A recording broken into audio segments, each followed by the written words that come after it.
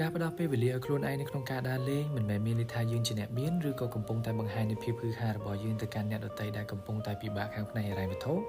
ឬក៏គ្រប់គ្នាដែលមិនអាចចិញ្ចនាបានទេប៉ុន្តែយើងគួរតែចេះផ្ដល់ពេលវេលាឲ្យរាងកាយរបស់យើងបានសម្រាកខ្លះឲ្យរាងកាយនិងខួរក្បាលរបស់យើងបានឃើញអ្វីដែលថ្មីស្រស់ស្រាយទុកពេលឲ្យខួរក្បាលរបស់យើងបានគិតអ្វីដែលល្អៗ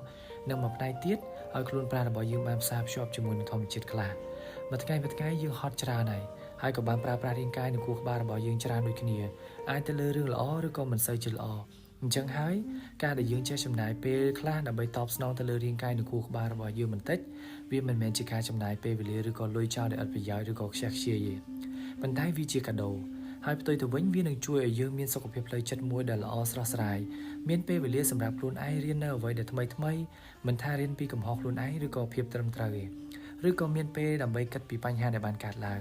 និងចុងក្រោយអាចបោះចោលនៅទុកកង្វល់មួយចំនួនទៀតផងមុនពេលដែលយើងត្រឡប់មកកាន់ពិភពលោកដែលពោរពេញទៅដោយភាពស្មុគស្មាញនៅថ្ងៃបន្ទាប់